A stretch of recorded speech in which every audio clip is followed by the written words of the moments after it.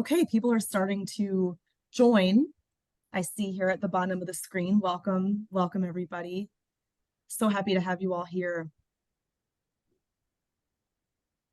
This is being recorded, so for anyone who has to jump off early or who would like to send this on to someone else, this will be recorded and distributed via email. So no worries there if you have to hop off early. And just a quick word, if you have questions for the panelists, we are going to try to reserve about 5 to 10 minutes, probably more like 5 minutes. I have a feeling we'll probably fill most of this hour, but send your questions to me via chat and I will make sure to review them at the end of the hour. And hopefully we'll have just a few minutes for Q&A.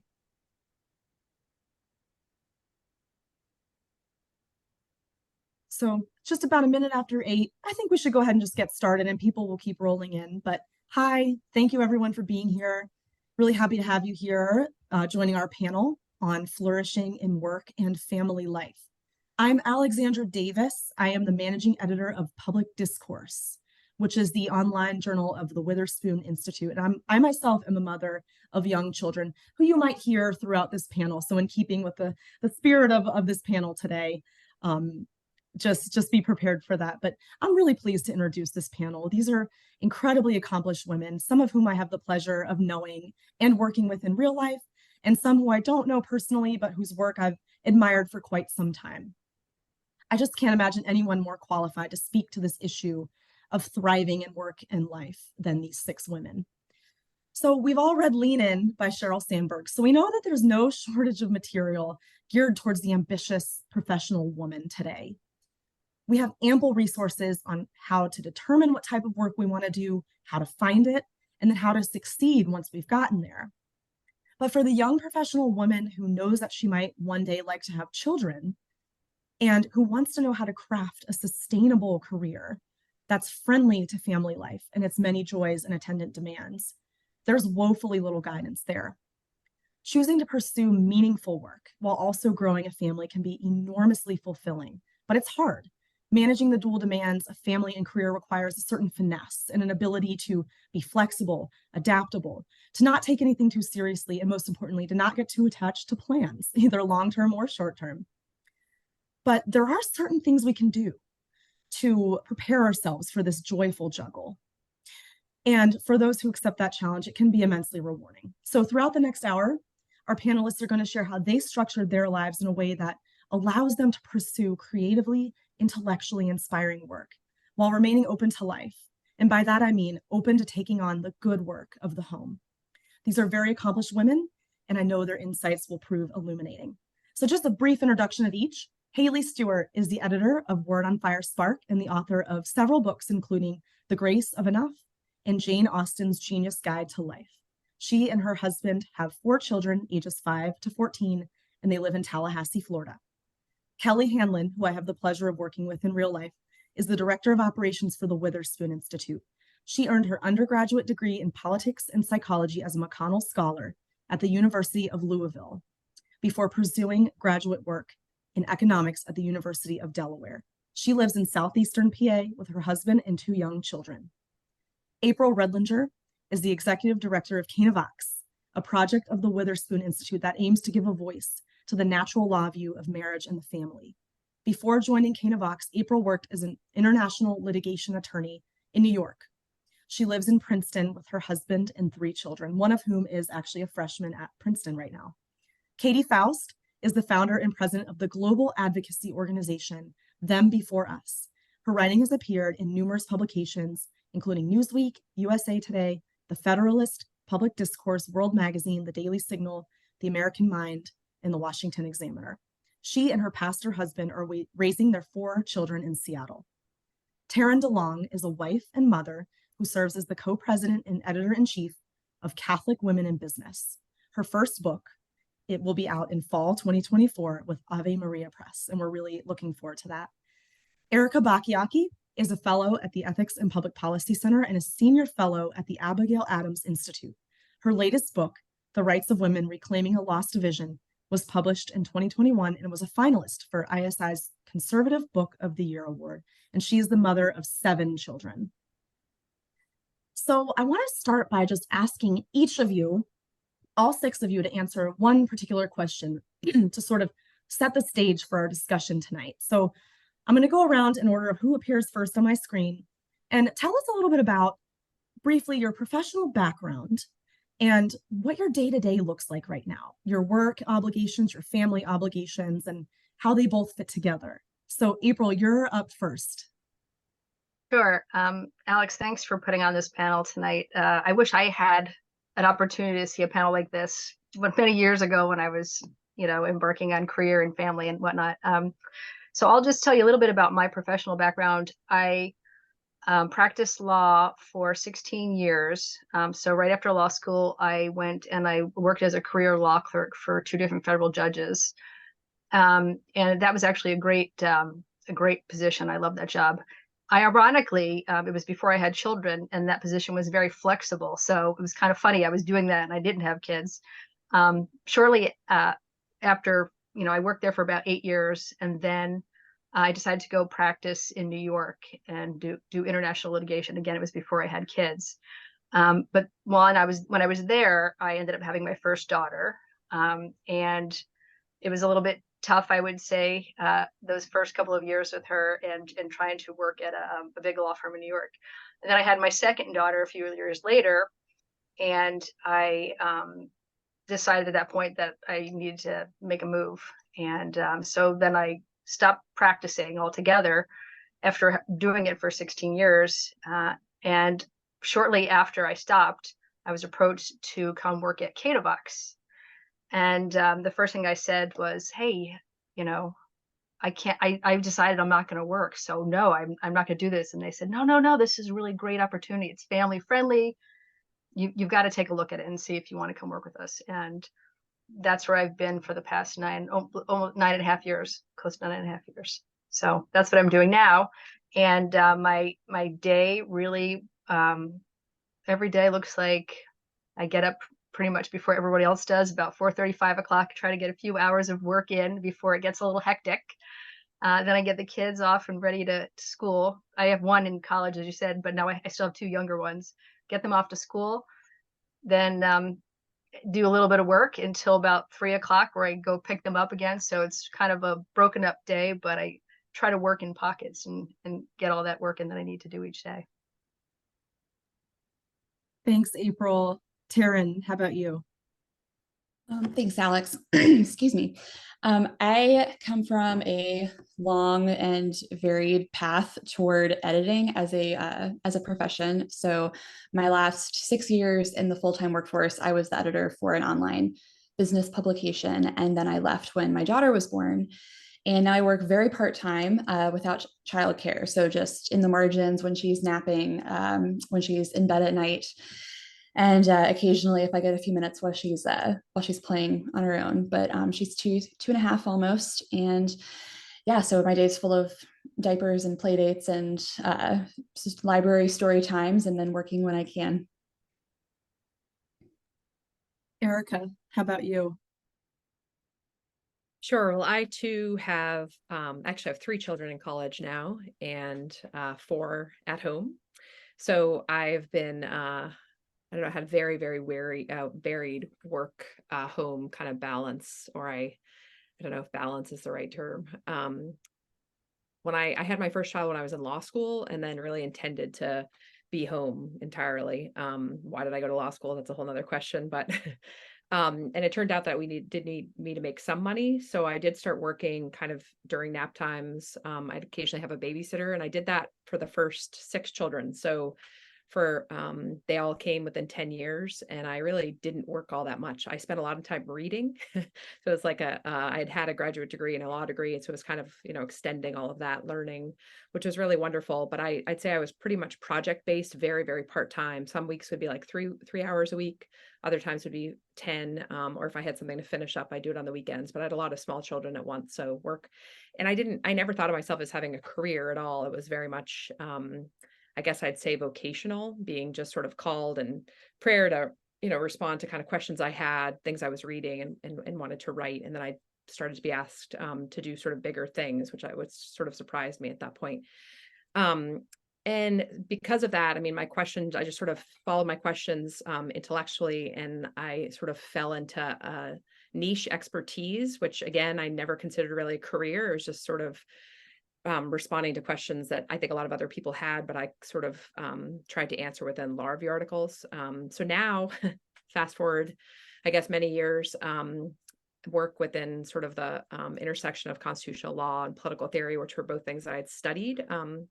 And women's studies, I guess, would be where I am. And so I had a 7-year gap between my 6th and 7th child. And I actually was a visiting scholar at Harvard Law one year. And so I thought things were sort of shifting over to where I was going to be working a lot more. And then she came when I was nearly 44. And so I guess I just gave away my age, but and now that she went to more preschool than my other kids had, mainly because she really wanted to. It's an amazing Montessori school at a classical school I helped to start in. And so now I work almost full time because I have all these helpers driving my kids places. So I've really relied on a lot of friends. I've actually never paid for daycare. I've had babysitters and things like that, but I've been really blessed to have a lot of friends helping out. Thanks, Erica. Haley, we'd love to hear from you. Sure. Well, it's just been fun to hear everybody's and how different everybody's journey has been. So I got married very young, halfway through college. So then we were surprised with our first baby just after I graduated. And so I was kind of starting work life and motherhood all at the same time. So when I was pregnant, I was working at Baylor at the Center for Christian Ethics as a publication specialist, and then continued doing that when my oldest, until he was about 12, 15 months old. And then we moved. And at that point, I started kind of on this meandering journey that I didn't know where it was headed. So I was mostly home and then ballet time. And that was when I started writing. And really, it was just a personal blog at that time. I was just reading and writing and processing young motherhood.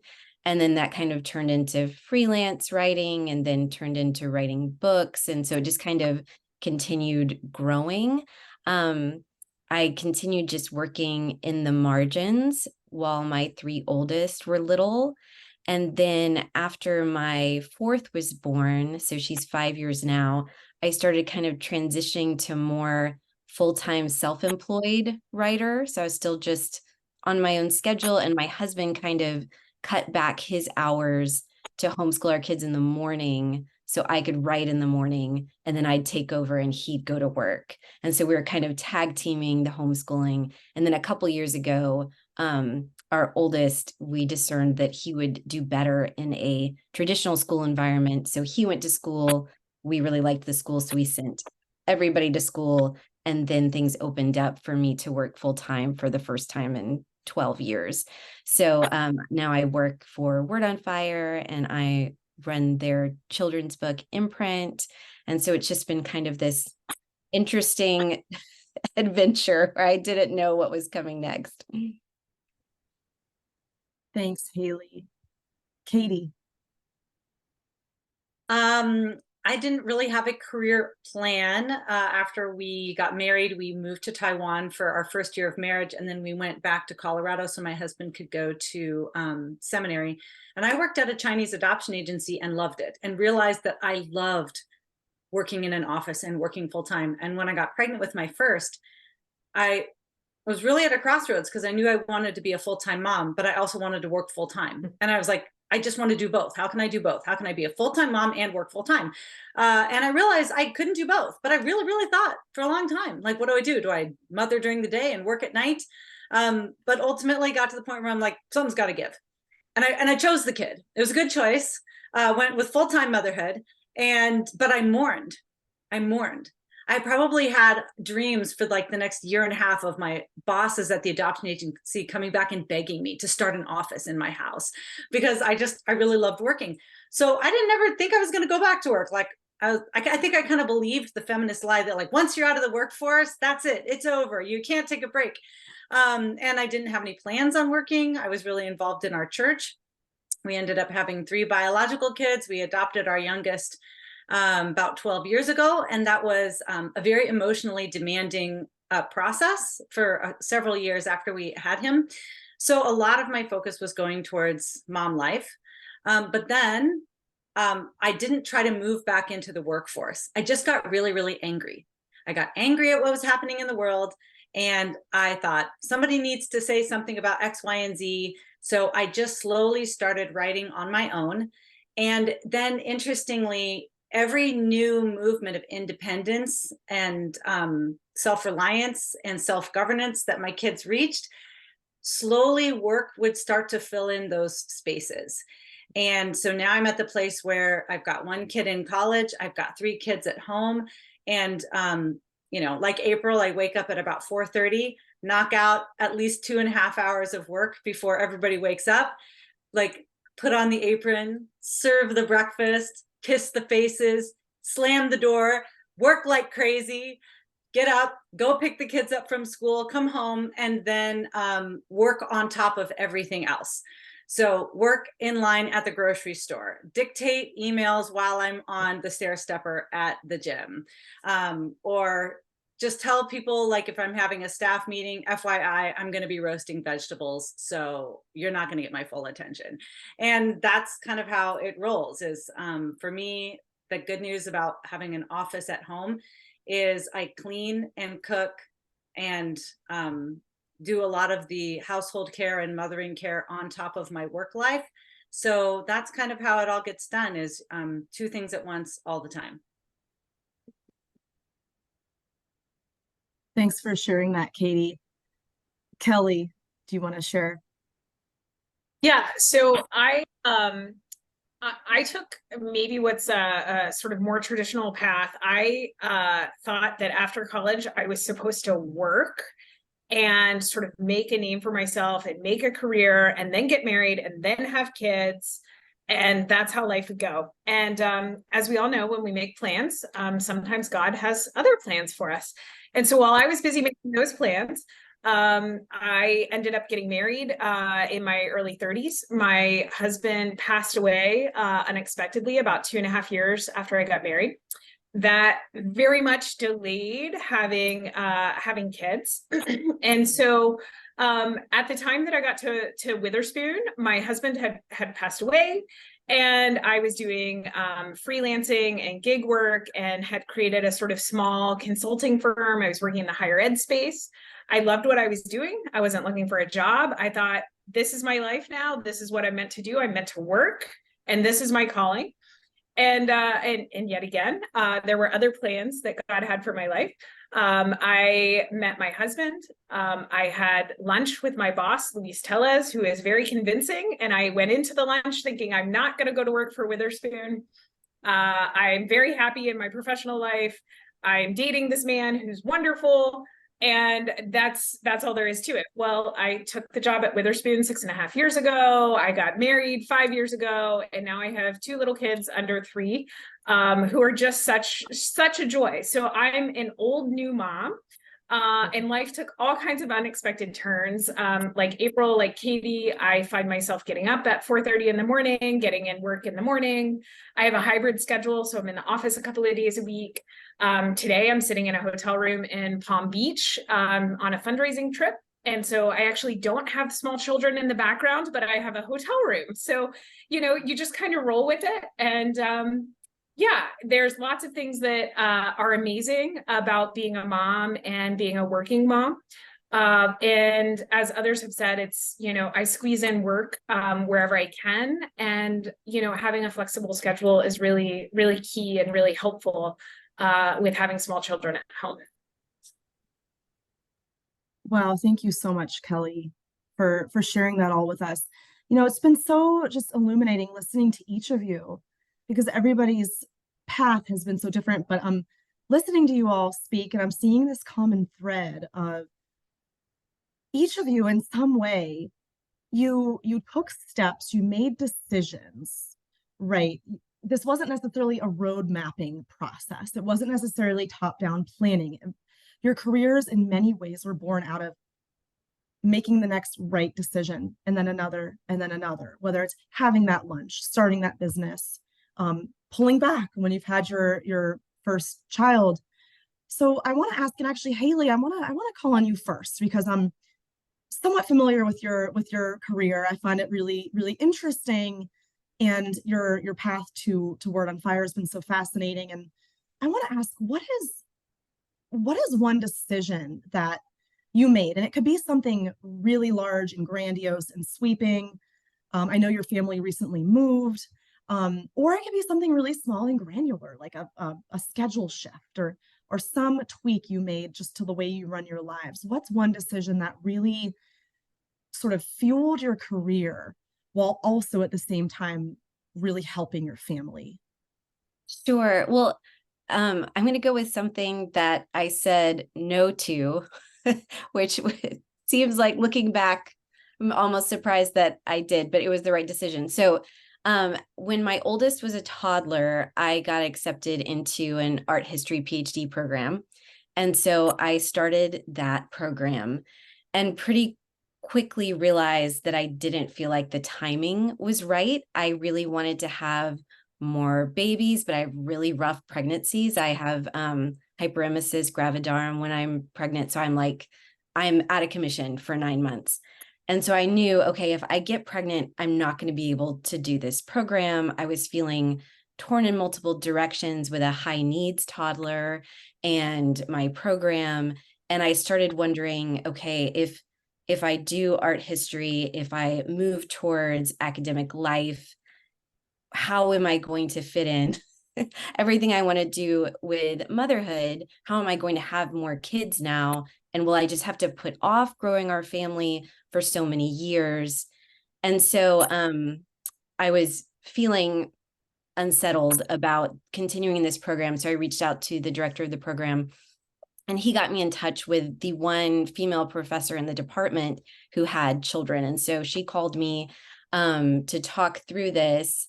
And it was a very illuminating conversation, not in the way that she thought it was, I don't think, but she was saying that, this was my one chance to do anything valuable with my life. If I dropped out of this program, then I'd be throwing everything away. And basically was saying that all of the work of caring for a toddler, which is where I really felt called to be at the time, was just like meaningless drudgery. I was going to become intellectually stagnant. My life would be over. And then the really interesting thing she said was, at your son's age, he was 18 months old. She said, a dog could take care of your child at this age. And so she was talking about how I could compartmentalize my life, hire, someone else to do this meaningless drudgery, and I could do something interesting. And I didn't want to compartmentalize my life. I really wanted to integrate my life. And I didn't really see how this was going to play out into the kind of family life I wanted, which is so not to say that you can't do graduate school and have children. That's not the case at all. But in my situation, I couldn't see how this was going to work. And so I did quit the program. I didn't become intellectually stagnant. None of those horrible things came true. And really, I think that what I'm doing now is a much better fit for me. But it was really just, I kept learning, I kept reading, I kept writing, I kept thinking, connecting with people whose ideas I thought were interesting, and things just kept moving. I didn't become intellectually stagnant. So it was just this interesting time of discernment where it probably seemed like a really stupid thing to do, to drop out of this program where I was fully funded and this was this great opportunity, but it wasn't a great opportunity for me at that time because I was being called to do something else, and it wasn't the end of my professional life or my intellectual life. So I see that as kind of an interesting turning point in my story.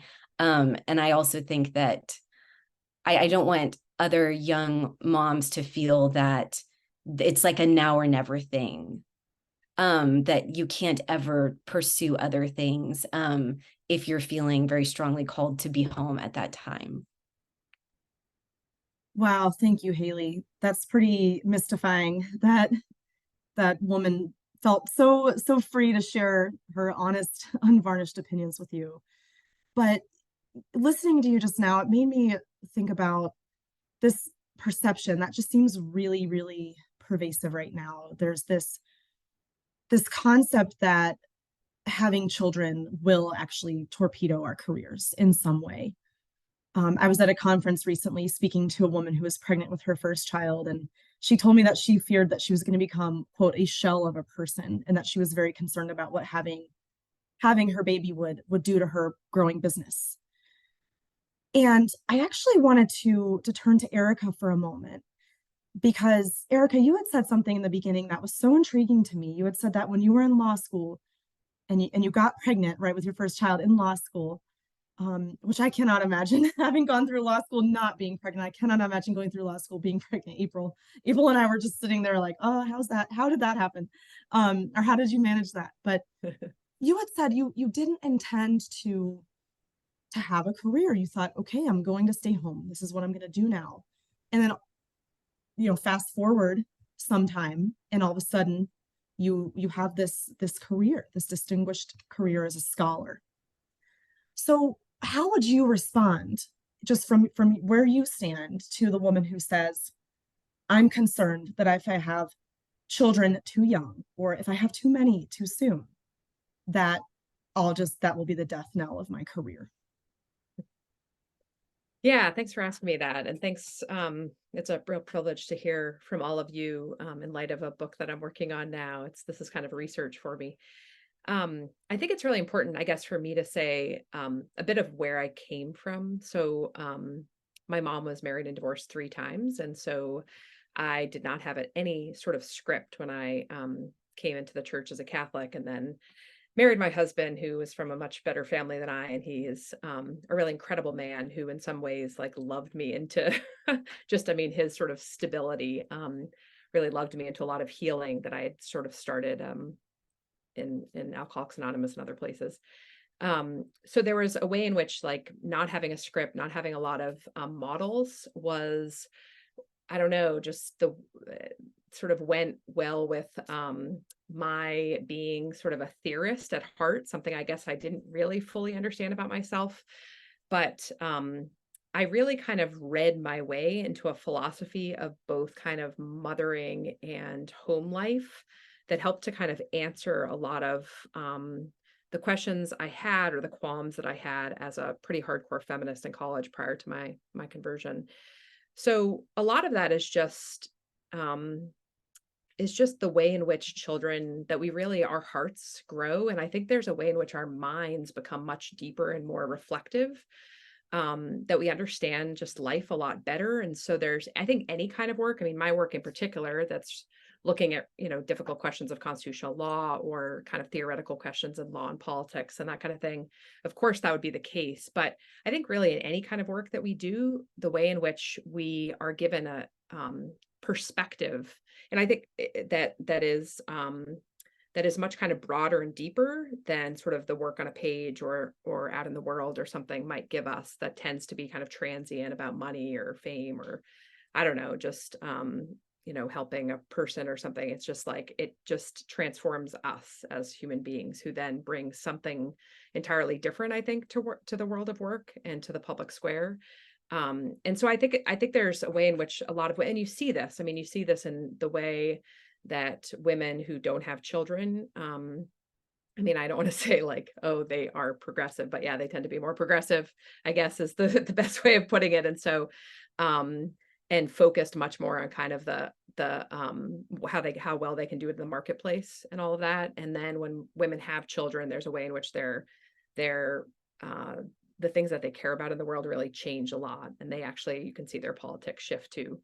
And so family becomes so much more important. And then it becomes more sort of coherent to them, the way in which a politics and economics should be shaped around the family, which is a more conservative position. So I guess, I think, yeah, I mean, the way in which having one child after another, especially for me, having not had a script, having not seen anybody else do this, but just really out of like faith in what I was really called to, and what I believe to be kind of true about sexuality and marriage, and having an incredible husband to kind of, that we would be bonded through all of this and come together more closely. yeah, it just really transformed me in so many ways. And it made me actually, I mean, I cried a ton. It wasn't easy at all. But it made me really dig a lot deeper spiritually.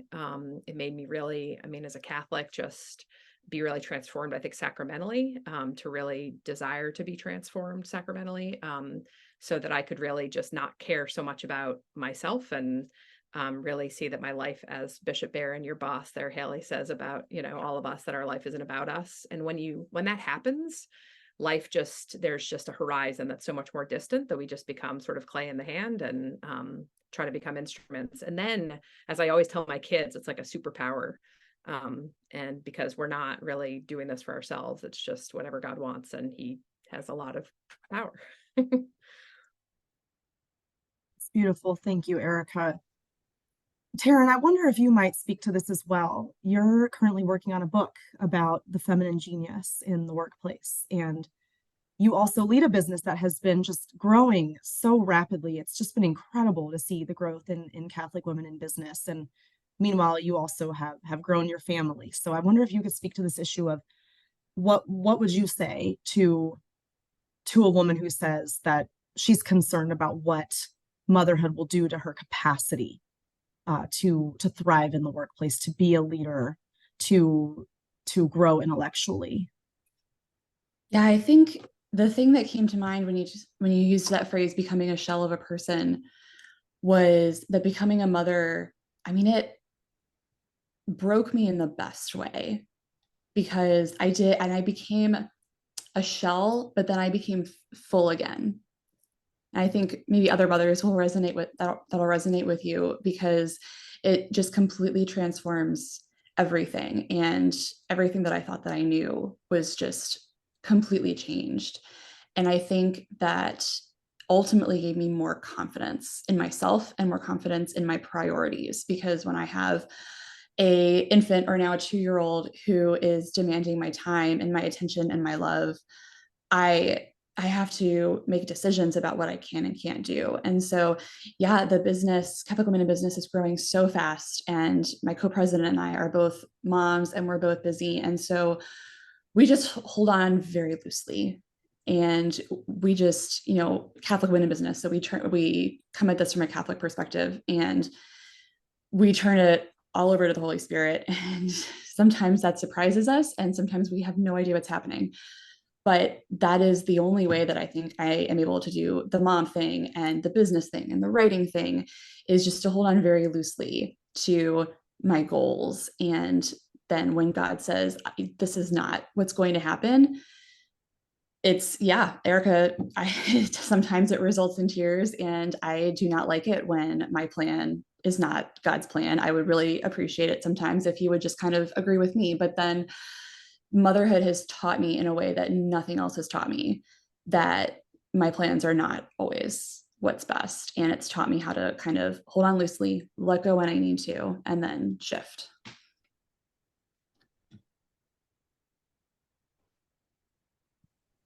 Took me a minute to find the mute button. You wouldn't think. It's like I haven't been using Zoom every day for the last 3 years of my life.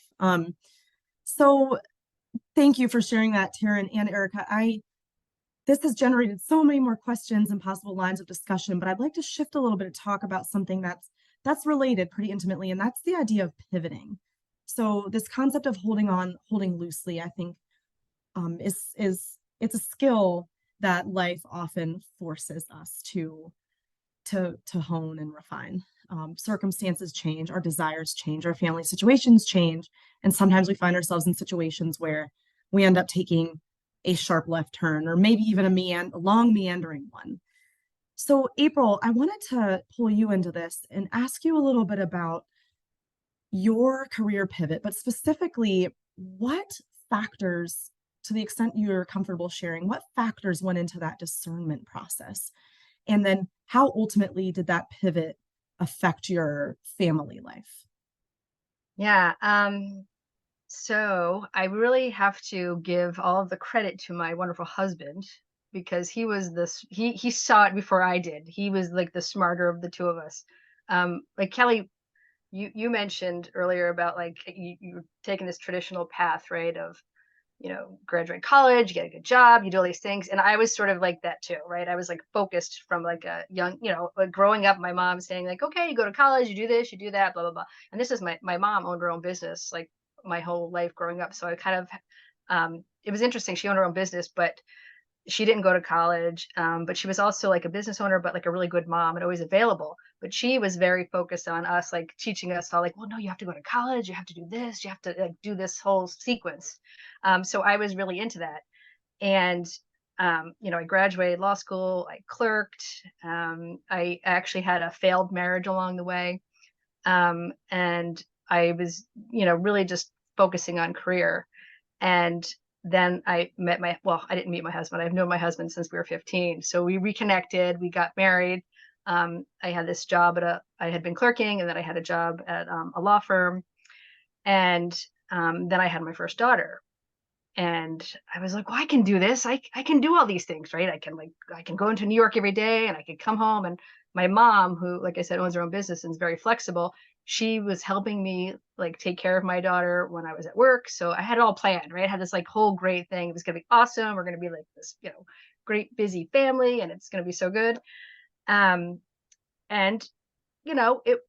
it worked for a while. There was a lot of, there was give and take, but it was working sort of. And then I had my second daughter, and it got a little bit harder, right? Having two little kids. And my husband's like, is this the kind of family we want, right? Do we want to be running around having your mom take care of the kids, dropping off at daycare? And I was like, no, we don't, but I really do. I've been working for so many years. Like, how do I stop doing this? Something that I've been doing for 16 years, right? And so I will say, there were tears about it, because I really did love it. And I did love going into New York every day. And I was like, oh, but I don't want to quit. I don't want to quit. I want to figure out how to make it work. But ultimately, and I'll share this. We were on a little, we hadn't really taken a honeymoon when we got married. So we're on this little honeymoon in Bermuda. And he was like, we were having such a great time. We're on the beach. He's like, why don't you just take a break? And I said, yeah, like maybe I will. I'll take a break. And he's like, it'll be good. You can be home with the kids. We'll figure this out. And I just decided to go for it. I just took a leap of faith, and I was on the beach, and I was telling my law firm, like, hey, guess what? I'm not coming back. And, it was the best decision I ever made. It was a little scary, I will say. Like the first 6 months, I didn't know what the heck to do with myself. I was like, oh my gosh, every day, like, what am I going to do? Even though I had two little kids to take care of, you think I would have, found out what to do. But it was a little hard. And yeah, it worked out. And then, oddly enough, I was approached by, like I mentioned earlier, I was approached by the folks at Witherspoon to start working at Canavox. And it just fit. It was a great fit. It was going to be family friendly, and I was going to be able to put all of those skills I had, honed over the years of being a lawyer in practice and managing big groups. And it wasn't legal work I was going to be doing, but I learned so much all of those years, and I was going to be able to put it into practice in a job that was family friendly, flexible. Really, it's about marriage and family. That's the whole, purpose of Canavox, to talk about the beauty of marriage and family. So I took that leap of faith, and I was like just blessed to have that opportunity to work in Canavox. And what's great about what we do is also, we really tap into other mothers who work part-time as well. That's our whole team at Canavox, is like part-time moms. And so, I can't, it was the best thing I ever did, to take that break and pivot from practicing law. Thank you so much, April. And Kelly, I'd love to hear your perspective on this as well, because you also had a substantial career pivot that also involved Witherspoon. So I would love to hear your experience. Yeah, so I graduated college and went to work for an organization called the Intercollegiate Studies Institute in Wilmington, Delaware. And it was my first job out of college. I loved it. I got to travel all over the United States, meeting interesting people and academics and students, talking about all kinds of things that I was fascinated by, from philosophy to political theory, constitutional law, free markets. I thought it was great. And then some changes happened there in terms of leadership, in terms of the donor support, in terms of the sort of institutional focus.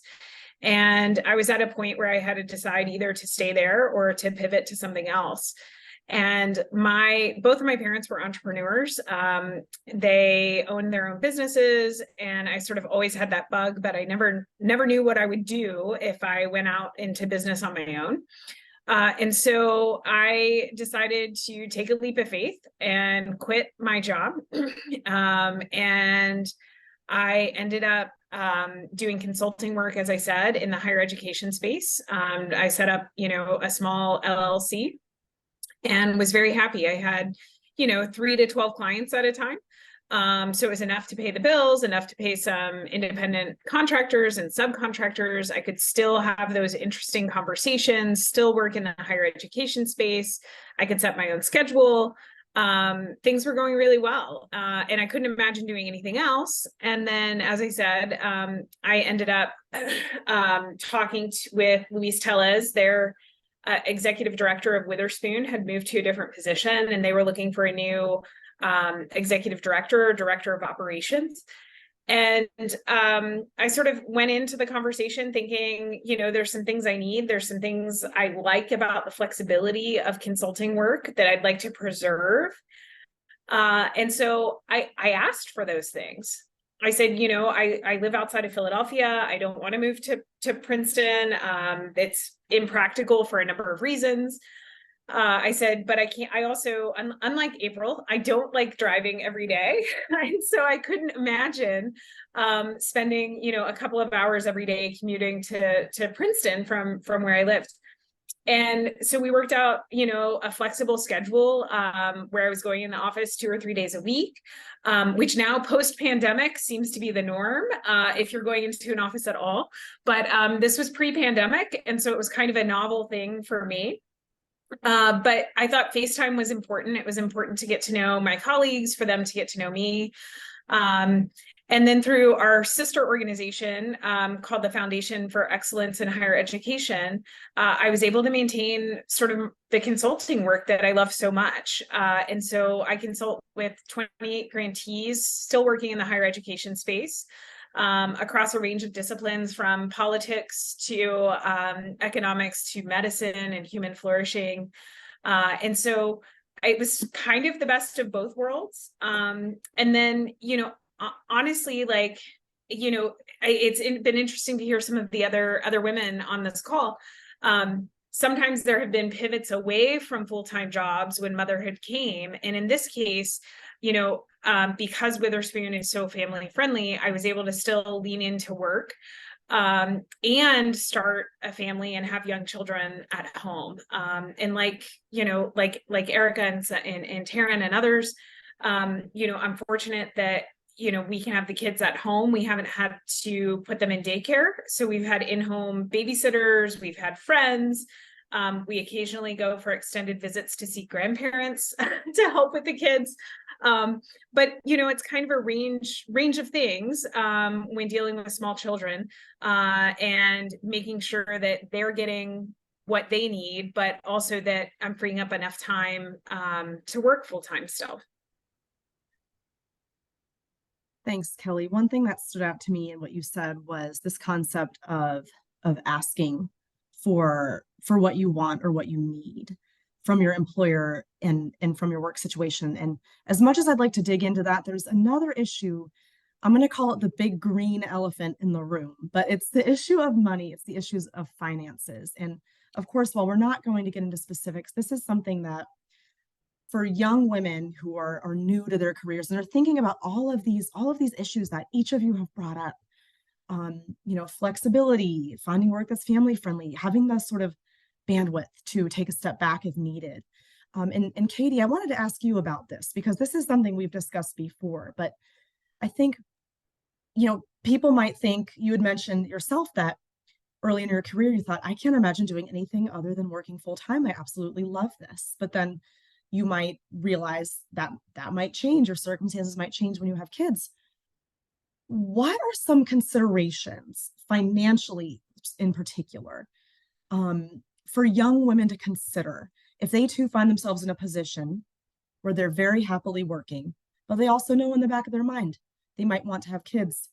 And just as a matter of sort of practicality and prudence, what might one consider in crafting a career that leaves that breathing room, that leaves that space to say, I think this needs to change, at least for now. I don't know if I'm the best person to give advice on this, because when I stopped working, my husband was the full-time breadwinner, and he was an associate pastor at a small church, and it was lean. Like, I was on WIC. We had nothing, and the money, when his paycheck would come in, it would be gone. 50% would be gone the first day. Like, we had so depleted all of our like food supplies that like I would go and I would buy, 50% of the paycheck was going to be gone. And so we had some very, very lean years. I remember even when I started working at Canavox, I think it was like 4 years in that I owned my own suitcase. Before that, I just would borrow suitcases because by the time we moved to Seattle, we were still on one income in a very expensive city, but now we were a family of 6. And so it does take a lot of creativity to scale back when you've got young kids. But here's what I will say. We lived so much better on so much less than I ever thought we could when we had 2 incomes. I didn't know how we were going to do it. But you learn to be very creative with the resources that you have. And what I found is once I was at home full time managing our resources, I could stretch those resources so much further. We didn't buy anything new. Like I said, we borrowed mostly from our friends. I became like a thrift store expert. Like we dressed well and we ate well, but it was because I turned into like a professional gleaner. And those lean years lasted a while, like probably 10 years that we really, really were tight and really strapped. Times where I even felt jealous when my husband would talk about going out to eat for work or going out to eat with colleagues, because I thought, I haven't been out to eat. I haven't gone to a restaurant for 2 months, but it was totally worth it. And I think a lot of your people that are listening, they might not get to the place where they have that kind of extreme leanness, but would never do anything differently, because any amount of work, because I considered trying to find some side hustles, but it all would have pulled me away from my kids when they were the youngest. And if I have one piece of advice for people when they first have kids, it's advice that I did not take very well myself. It is, let your world get smaller. It's okay for your world to get smaller when your kids are young. Especially because women, I think, find these creative pathways for their career, and they're able to kind of build it in terms of flexibility, but not at the expense of bonding and connection, especially in the first 3 years of your child's life. Like, be fully present with them. And I remember our oldest daughter, we still talk with her, we still joke with her that we just gave her a pack of gum for her birthday until she was 5. That was her birthday gift. And she loved it. Like, she didn't know any different, but that's what she got. And I will tell you that there's been some really wonderful benefits to that leanness, which thank God we're not there anymore. We're at the place where now both of us have the equivalent of full-time jobs and then extra funds coming in from different side projects. But our kids really appreciate the value of the dollar. If we give them some gas money, they're like, right, that they didn't have to earn it all themselves. Or like if we do take them out to eat, it's not a given that they're just going to get to go out to eat whenever they want. And a lot of that is because there was a lot of, no, I'm sorry, we can't afford this. Or no, I'm sorry, we won't afford this when they were young.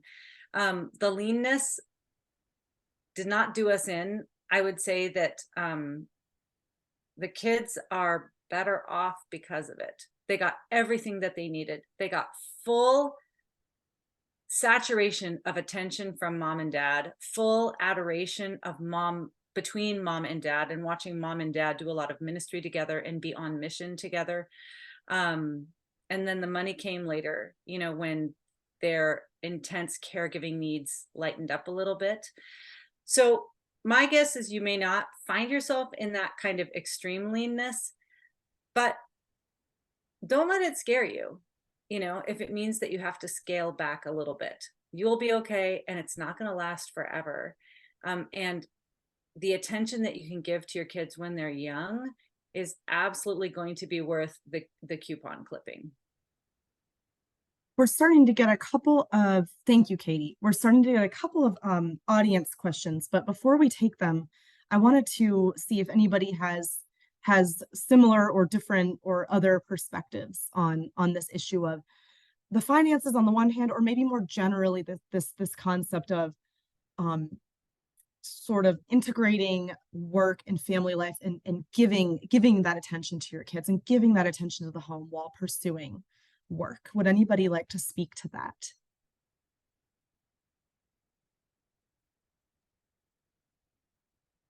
Well, I will wrap that up and say, when I did start to slowly integrate work into my life, it was a battle not to allow work to overtake my time focusing on my family, because it's exhilarating. Like, I love my work. All the women on this call are doing incredible things and incredible work. And so for me, I just had to institute a little rule for myself, especially once my kids got to be teenagers and they were very independent. And that was, if they asked for something, the answer was yes. If they said, can we go somewhere? Can we go work out? Can you take me for coffee? Will you drive me to my golf match, even though I already have my driver's license? The answer was yes. If they wanted to connect, the answer was yes. So I had to put that little check in place for me to make sure that, especially when my kids were older, that the career and the work never overtook the family needs. Sure. Erica, it Yeah, looked like you were about I'll to. say something. Yeah, I actually learned a lot from something my daughter wrote when she was my eldest daughter, who's actually a philosophy student at Notre Dame. So she came to be, I realized she was as philosophical as she seemed at this moment. But when she was in high school, she was asked to write something about sort of observations about women in her lives, and she chose to talk about me. And she said that that the duties I had at home and the duties I had out in the world with my work, sort of the work of the home and sort of professional work, that they weren't sort of at all divided, that there was a deep integration, because what she observed was that I saw them as both kind of fodder for love of God and others. And it was very striking to me, because I hadn't sort of tried to do that on purpose, but it really got me reflecting more and more about this idea of what I use now, sort of in thinking about and sort of theorizing about what it is that I do when I work in both areas of my life, is that it really is about the duty of the moment. And so what is the duty that's required of me right now, and sort of prioritizing those duties. So sometimes my work actually is the duty of the moment, like this call. There were other things that other people in this house wanted me to do, but this was the duty of the moment, because I had it, scheduled. And in other times, there's times when I will have to put aside work, even as someone who's working pretty close to full time, because a child needs me, obviously a sick child or whatever. So I think you can sort of see that in terms of structure when your children are young, that they really do take up a lot of moments, right? And I guess what I would add, and I think probably people on this call who are listening would know this, but I do think that there's a way in which those who haven't been around children a lot, they sort of see parenting young children as being like a lot of sort of manual labor. Like it's changing diapers, and it's running around after kids, and it's a lot of screaming and all that. And I guess I would really just put a plug in for the adventure of human character formation. Like I love my work. I love my intellectual work, but there's nothing like now having, several adult girls, daughters, and now some teenage boys. There's nothing like forming characters. There's nothing like the work of formation, because it's not only forming them, but it's forming me. It's forming my husband at the same time. And there's just something so sort of amazing to watch, that when you give a lot of direction, but then a lot of freedom, and you really teach your children how to pray, that they then just become these incredible people who you want to spend a lot of time with. And it's sort of amazing. I think that was beautiful to talk about, kind of your world gets smaller when your children are young. And then there's a way in which your world gets just so large. And I just, bringing that there's, dating and other people, who are potentially going to be coming in, into our family at some point for all of us. And the pitch, my real pitch is just that there's so much more. I mean, there's those small time when the children are little, teaching them please and thank you and all of those kindnesses that are shaping their character so much. And to see it sort of bear out in really tremendously kind of exceptional human beings, it's like, you wish you had all that when you're at some of your stages with little kids and you're like, couldn't I just see a fast forward and see what these kids are going to be like? But it's just so worth all the sacrifice, all the love, all the, kind of like, I can't believe I have to do this again, whatever it is. Because as I always say in my house, it turned from table of like crying to a table of laughter. And there's nothing like it in the world. Wow. Thank you, Erica. It's so funny to hear you talking, because one of the questions that just came in is about the issue of balance. And you had just said something earlier in our conversation about, well, there wasn't really a balance. I don't know about balance. I don't know if that really exists. But then something you said, that this concept of the duty of the moment. Yeah. And then I believe it was Haley who said something about integration earlier in the conversation. I think that all of you in some capacity have touched on this concept that it's not about compartmentalizing. It's not about putting things in buckets. It's not about a sharp division between the work of the home and the work of the classroom, the courtroom, the boardroom, etc. That in many ways, work and parenting are two sides of the same coin, that when we're excellent in one, that serves the other. And I wanted to see if anybody else had some sort of concluding thoughts, and we're sort of wrapping follow-up from Erica and Katie's beautiful points with this one of these questions, at least. Unfortunately, we can't get to everyone's questions, but we're kind of wrapping this all together here in conclusion. But does anybody else have anything to say specifically about this issue of how our work in the home, our work as mothers can feed our careers, but also how our creative pursuits, our intellectual pursuits, are responding to the duty of the moment, even outside of the home, how that can serve in this great work of character formation and of sort of shepherding our families and helping them grow in virtue.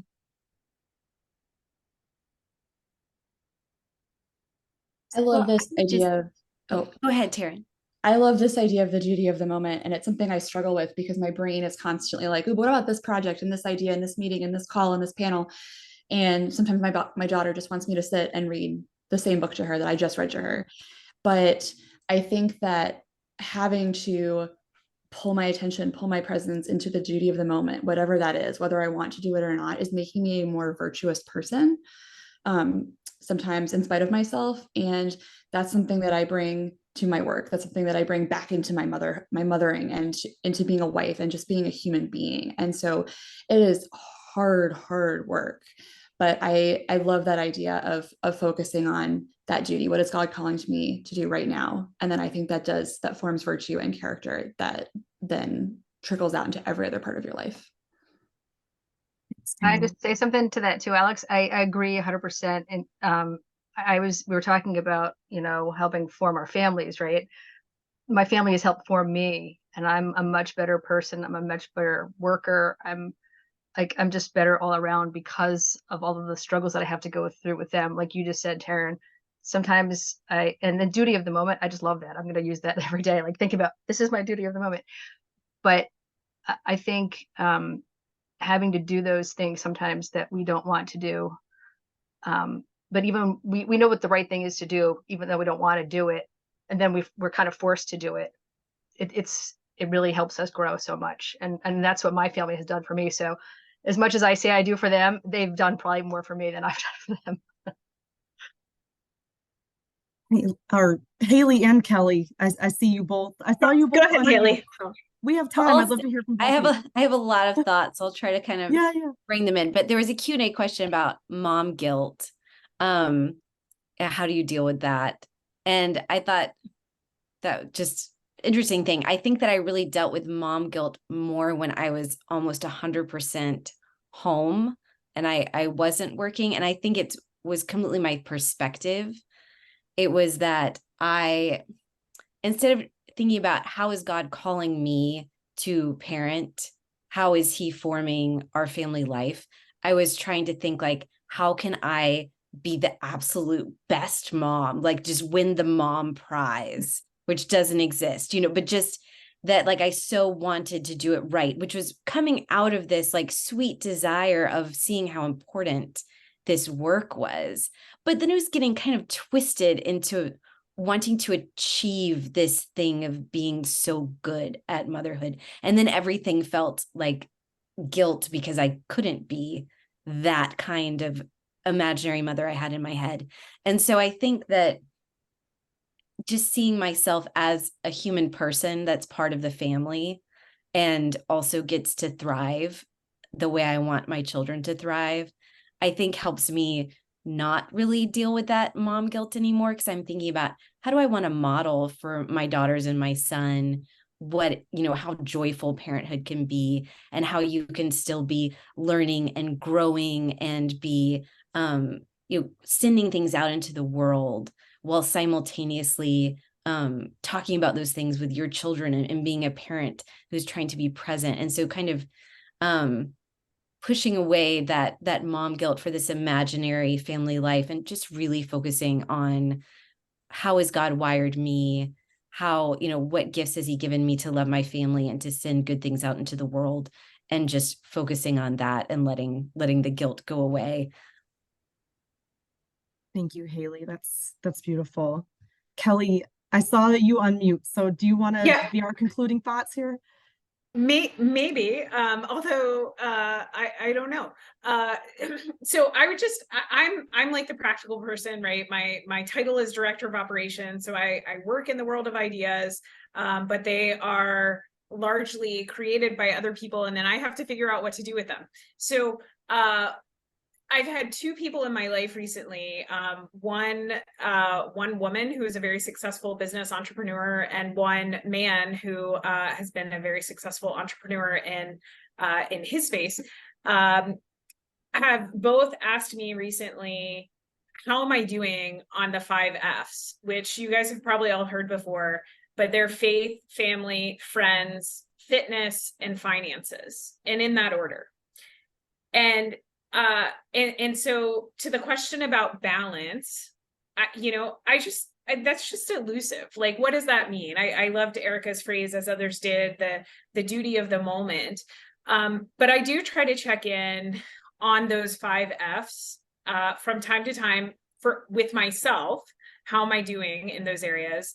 But also with my husband, right? And try to figure out, where do we need to spend a little bit more time, or a little bit more energy, or a little bit more of our resources?